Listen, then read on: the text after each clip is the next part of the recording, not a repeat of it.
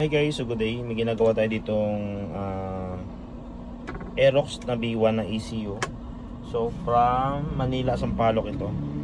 So ang problema nito dito guys sa ating simulator, ayan. So ang nangyayari kapag on natin, ayan. Okay. So mababasa natin yung input. Okay, 13.5. And then kapag in-on kasi natin to, dapat bago siya mag-starting, kiklik mo muna yung starter na yan. So sa nangyayari dito guys, ito siya. Pag in-on natin yung ignition switch, nagrara na agad siya, oh. Okay, so wala siyang ignition niya shorted, injector wala, tapos yung voltage bumagsak, oh. 6.59 na dapat 12 volts yan. So may shorted itong ECU na to. Kaya siguro possible nag-i-start agad. Ayun, oh, hindi kasi normal pag ganyan eh. Ayan. Nag-i-start agad. Ayan. Wala siyang disk. Dapat kasi gagana lang yan kapag chinik natin to. Ito. So wala. Shorted na agad yung ating ECU. So ngayon, tara natin siyang i-solve and then update ko kayo guys after ko na ma-solve ito. Okay guys, so after natin na ma-repair yung ECU, so ito na siya ngayon. Kanina, nag-auto running siya. Ngayon, yan, on natin siya. Okay, so makita nyo yung input voltage niya.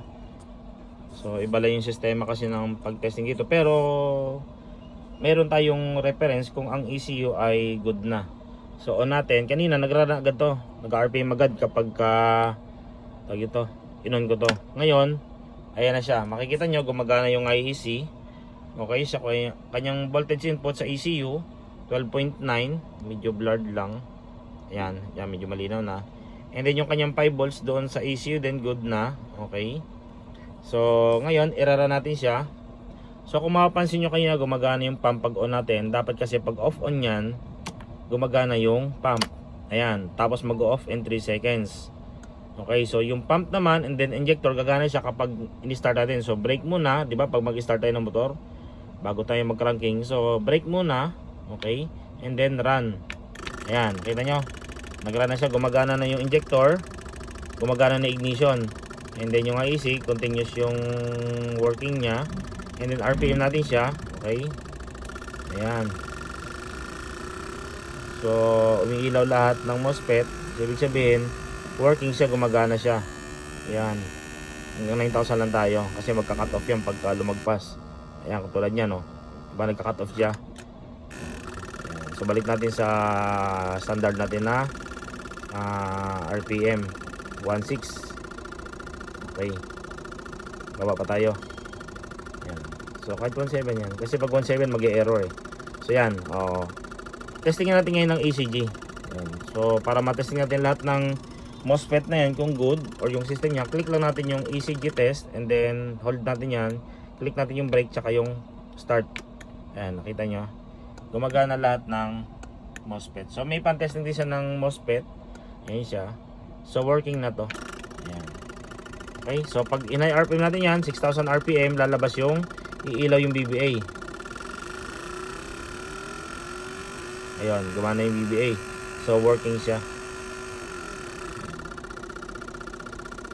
So all goods na itong issue na to guys. Okay, so ngayon, da-diagnose natin siya kung working ba yung diagnostic dito sa ating emitter. Kasi bago pa lang ito eh.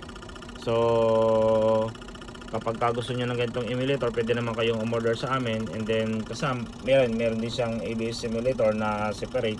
Available din yan. Kung gusto nyo ng package, available din yan. Ngayon, testingin natin ngayon ang diagnostic niya, kung working ba yung diagnostic niya. So off natin yan, on lang natin. Ayan. Okay. So ngayon, pwede naman natin i-off. So testingin natin ngayon ating diagnostic kung madadiagnose ba natin yung issue na to, kung ano pa yung mga fault code na meron dyan. Okay guys, so dito hindi natin napasukan ng diagnostic. Hindi ko alam kung baka may problema sa wiring or hindi ko lang alam. Hindi ko pa natetest to. Ngayon pa lang natin natetest. So hindi ko mabuksan yung power supply. Ngayon o, wala siyang power supply. So kahit i-on natin yung susian. Ayan. Ayan. Nagrara na agad siya. So umiilaw lang siya ng konti o. Hindi siya na-access ng ating diagnostic tools. Ayan o. Nakailaw lang.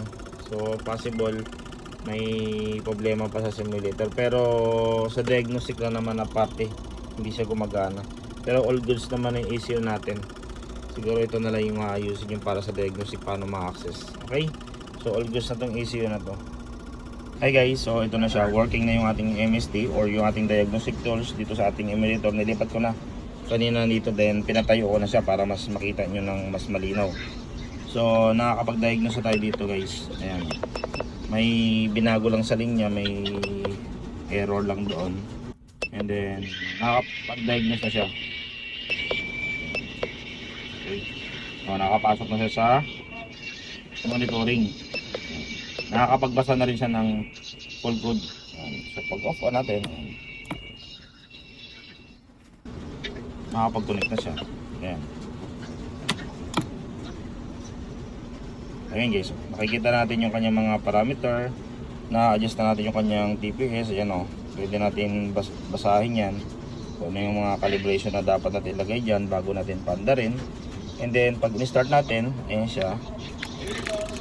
Makikita nyo, gumagana yung mga sensor, and then hindi siya makikita nyo yung RPM. Pwede kayo mag-adjust ng RPM dyan. Ayan, okay. Nababasa natin yung kalagayan ng mga sensor. Ayan. Pati yung calibration ng IEC nakikita natin. So, yun lang guys. Yun lang yung pinaka last natin na video about ngayon dito sa ating simulator. So working na to, light gas, pati yung repair natin ng ECU, okay na yan. Okay, so magandang araw sa ating lahat.